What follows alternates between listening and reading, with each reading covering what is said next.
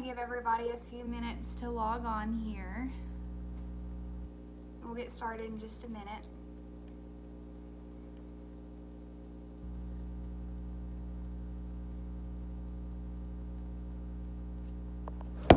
Oops. Bear with me, this is the first Facebook live video I have ever did before, so just be patient.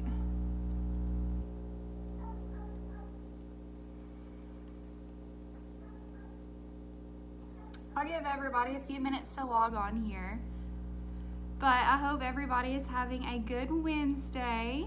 I always look forward to Wednesdays because it's only 2 days from the weekend and it makes me get really excited. But I don't think I've actually introduced myself yet, so I'm going to go ahead and do that. I know Brooke did a great introductory post online. I know some of you guys with Mother, or maybe have saw the post on Motherly Love. But if not, well, my name is Heather Ingram. I'm currently a nurse practitioner at Newport. I work in neurology. I do not work in women's health, but I do have a big passion for women's health.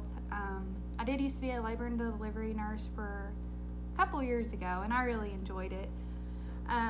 But I do love Motherly Love, and I love the mission that they have. And today we're just going to talk about some mood disorders. We're going to talk about postpartum blues, postpartum depression, and then postpartum psychosis. I know we only have a few viewers on right now, so I'm going to give it just a few minutes to see if more people log on before I get started.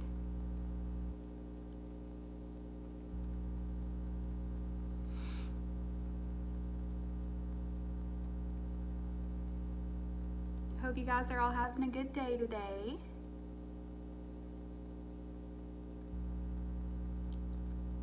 Alright, so we'll go ahead and get started. It's a little bit after 7. And again, I think with Facebook Live, how it works anyway, that you can log on to Motherly Love and then watch it later. At least I think that's how it works. So we can do that, because it may take a minute for people to get logged on here. But we're going to start talking about baby blues first. So it's actually pretty common for this to happen. It's about 40%. All new moms generally have about a 40% chance of having postpartum blues. Generally, women will start experience this maybe 2 to 3 days after they have their baby, but symptoms should resolve in about 2 weeks. If it goes longer than 2 weeks, then generally you're looking at postpartum depression instead of postpartum blues. So some signs of postpartum blues, I like to think that this is more like a milder symptoms of depression. May have tearfulness, may have kind of their mood kind of goes back and forth a little bit, maybe feel very fatigued. Of course, with a newborn, you're going to feel fatigued anyway, but you may feel a little bit more just kind of down and draggy and things like that. Maybe cranky or irritable. So there are some risk factors that can cause some baby blues to occur too, that may make you more prone to developing baby blues. Of course, if you've ever had postpartum depression, maybe have a C-section also, because especially an emergency C-section, because you're not imagining that you have to go through that, and then you have this big change in your plans. Maybe you wanted a natural delivery, but instead you had a C-section. So I can definitely see how that could play a toll in how you feel after you have your baby. And then of course not breastfeeding too, because some women may not feel like they're getting that bonding experience that they should be getting. So with postpartum blues, it's mainly just watchful waiting. No treatment is necessary, it's self-limited. Generally goes away in about a couple weeks, but again, if it lasts longer, then we're more concerned with postpartum depression.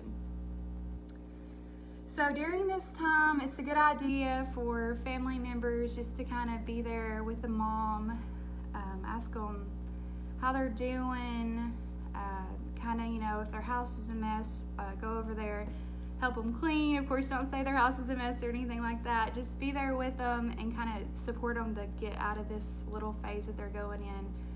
But symptoms should resolve after about 2 weeks. And actually with motherly love, which is super awesome. And I love this. At the 2-week point, if you want to sign up for this, and I totally recommend all expecting moms, plan to be moms, sign up for this, because we call you at the 2-week mark and we kind of just do a postpartum checkup on you. Make sure you're doing okay, because at 2 weeks, if you're still experiencing these symptoms, then we should start thinking that maybe this is more postpartum depression related, and we could say, hey, maybe, we would do the screening on you and think, hey, maybe you should go ahead and see your primary care provider and see what resources are available.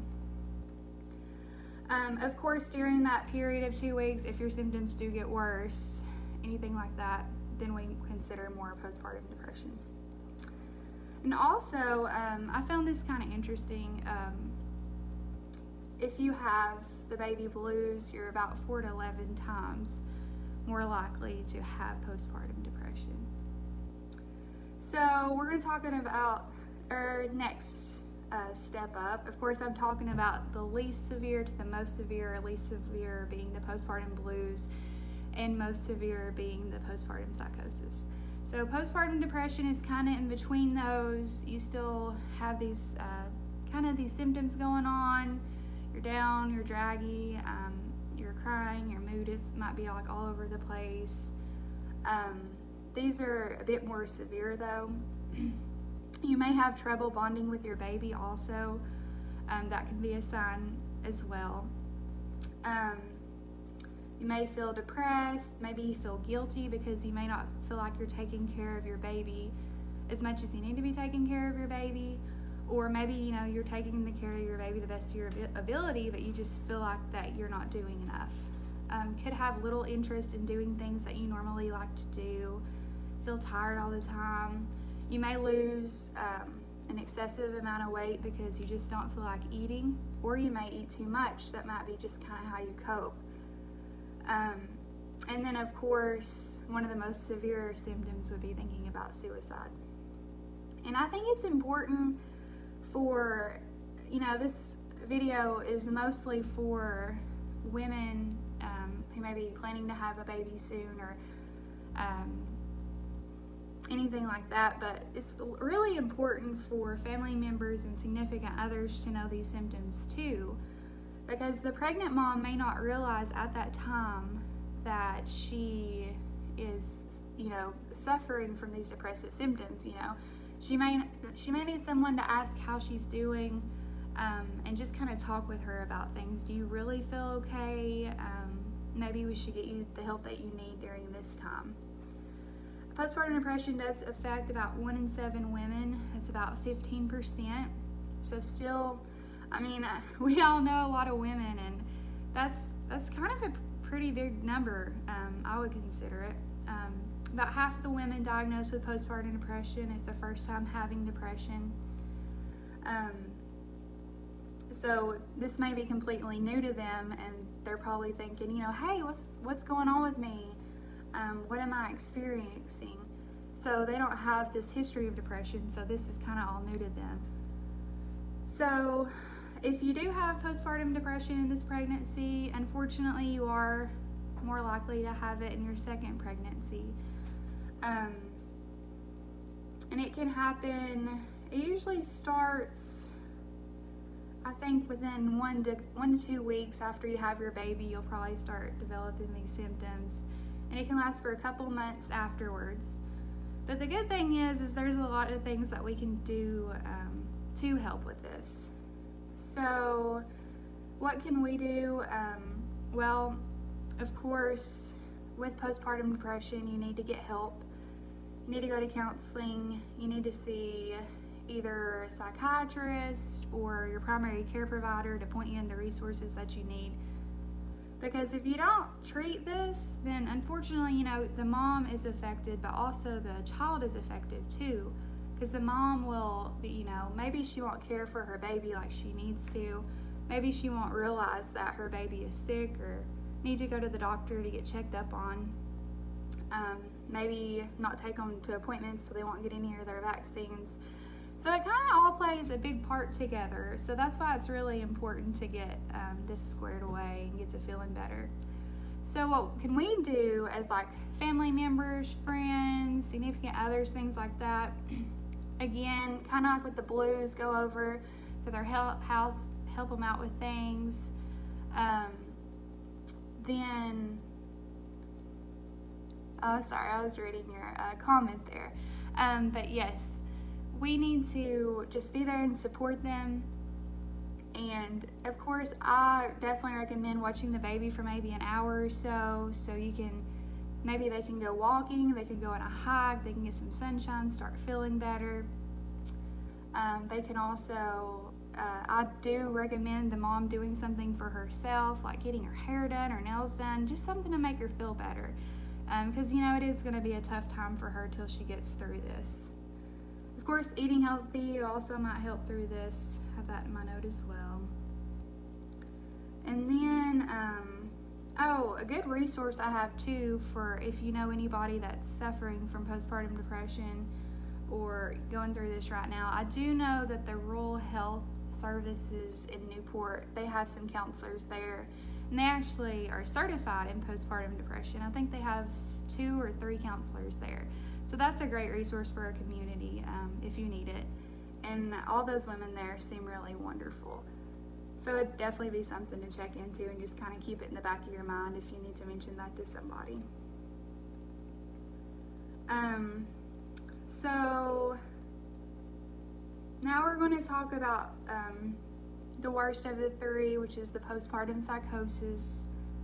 This is a medical emergency. Of course, it is more rare. Women who have maybe bipolar disorder or a schizophrenic condition are more at risk to develop postpartum psychosis.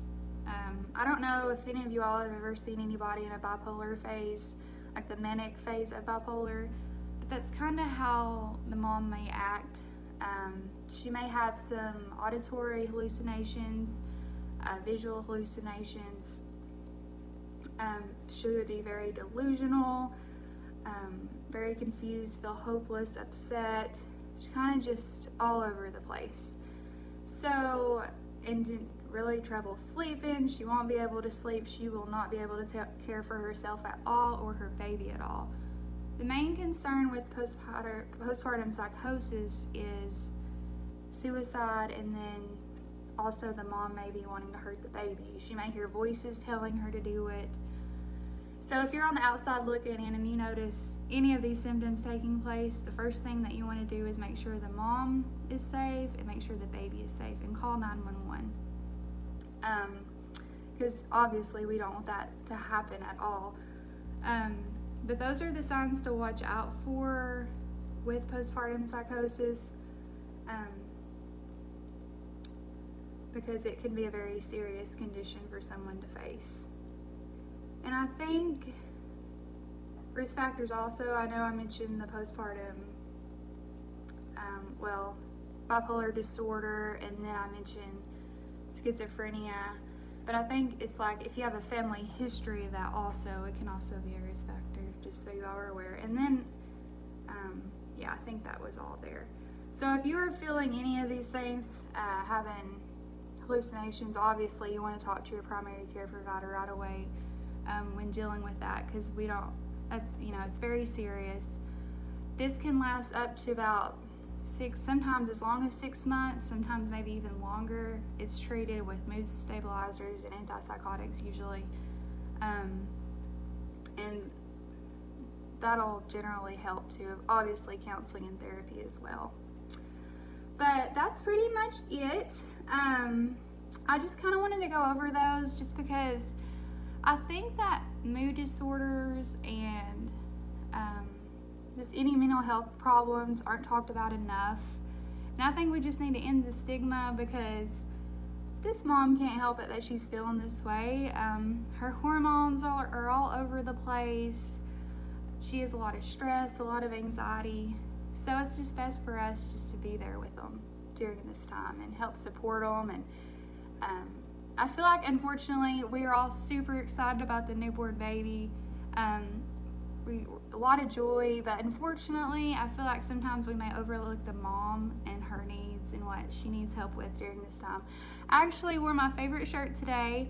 I'm obsessed with Friends, and I thought it was appropriate. It says, "How you doing?" Because we got to ask these mamas how they're doing. And don't forget that. We just got to check up on them every so often. And again, like I mentioned before, I want you guys to sign up for the postpartum depression screening if you're about to have a baby, and we'll call you, we'll check up on you, we'll see how you're doing at the 2-week mark. And we're actually thinking about extending it even further, maybe a month out, just to kind of, have you gotten help yet? Do you still need help? Do you need resources? Maybe we can be able to provide those resources for you. And also, care packages we're resuming as well, so don't forget about those. You can log on to motherlylove.com and then just sign up, and we'll get that to you, and it's super awesome. I think you guys would really enjoy that. So we can't deliver those care packages to the room, but I believe what Brooke mentioned, we can drop them off at the hospital, and then the staff can bring it to your room. So anyways, we look forward to doing these videos every couple weeks, just kind of educate you guys, and hopefully you guys were able to learn something. But it was a pleasure talking to you guys, and if you have any comments, any questions, anything like that, you can shoot them to me. I may not know the answer because, like I said earlier, I do not work in women's health, but I do have a passion for it, and I promise I won't just Google your answers in the search engine. I'll find some reliable resources for you guys. But anyway, I hope you guys have a wonderful rest of your Wednesday. It was a joy educating you guys. Bye.